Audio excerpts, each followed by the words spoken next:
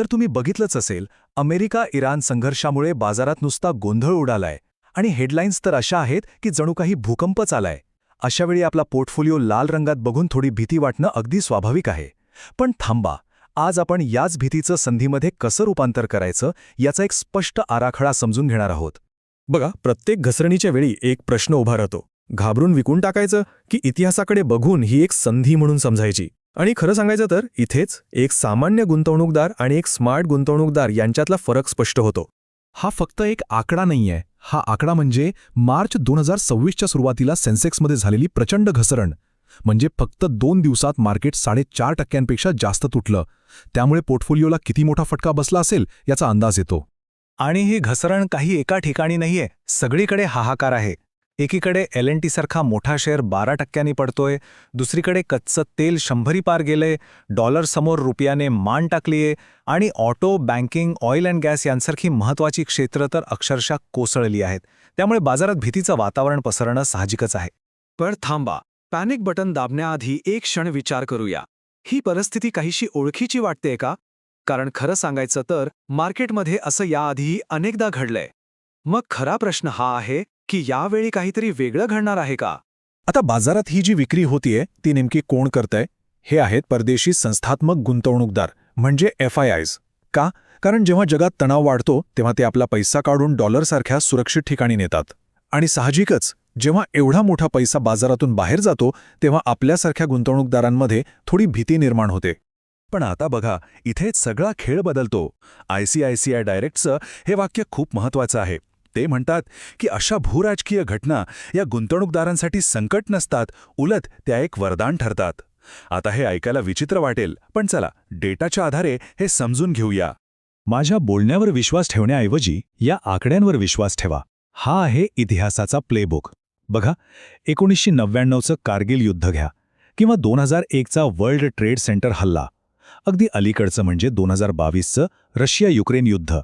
प्रत्येक वेळी बाजार जोरात आपटला, पण प्रत्येक वेळी पुढच्या 6 महिन्यात त्याने जबरदस्त उसळी घेतली आहे. हा एक पॅटर्न आहे जो वारंवार दिसतो. आणि जर आपण या सगळ्या घटनांची सरासरी काढली तर आकडे तर डोळे विस्फारून टाकणारे आहेत. अशा मोठ्या पडझडीनंतर सरासरी 3 महिन्यात 28% आणि 6 महिन्यात तब्बल 38% परतावा मिळाला आहे. ही फक्त आकडेवारी नाहीये, हा एक पुरावा आहे की भीतीवर मात केली की संधी कशी मिळते. तर मग प्रश्न उरतो की जर FIIs विकत आहेत तर मग हे शेअर्स विकत कोण घेतंय? बाजाराला आधार कोण देतंय? हे स्मार्ट मनी आहेत तरी कोण? चला पाहूया. हे चित्र बघा, म्हणजे सगळं स्पष्ट होईल. एका बाजूला आहेत घाबरलेले परदेशी गुंतवणूकदार जे जागतिक बातम्या बघून विक्री करत आहेत, आणि दुसऱ्या बाजूला आहेत आपले देशांतर्गत संस्थात्मक गुंतवणूकदार म्हणजे DIIs जे शांतपणे ही सगळी पडझड विकत घेत आहेत. याचा सरळ अर्थ काय होतो? आपल्या देशातल्या मोठ्या गुंतवणूकदारांचा आपल्या अर्थव्यवस्थेवर पूर्ण विश्वास आहे.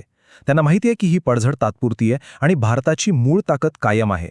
त्यांच्यासाठी हे संकट नाहीये, तर चांगल्या कंपन्यांमध्ये स्वस्तात गुंतवणूक करण्याची ही एक सुवर्ण संधी आहे. ठीक आहे, तर आता आपल्याला हे कळलंय की अशा परिस्थितीत खरेदी का करायची. पण आता सर्वात महत्त्वाचा प्रश्न, कशी करायची?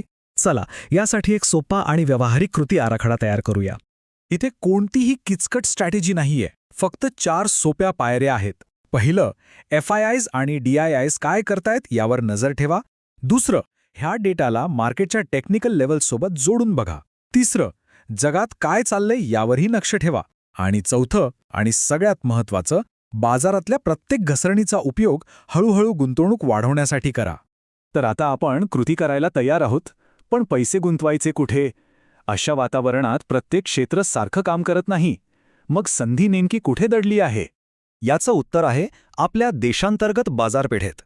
अशा क्षेत्रांवर लक्ष केंद्रित करा जी भारताच्या स्वतःच्या मागणीवर चालतात, जसं की बँका, इन्फ्रास्ट्रक्चर, सिमेंट, रिअल इस्टेट आणि अशा ऑटो कंपन्या ज्यांची निर्यात कमी आहे.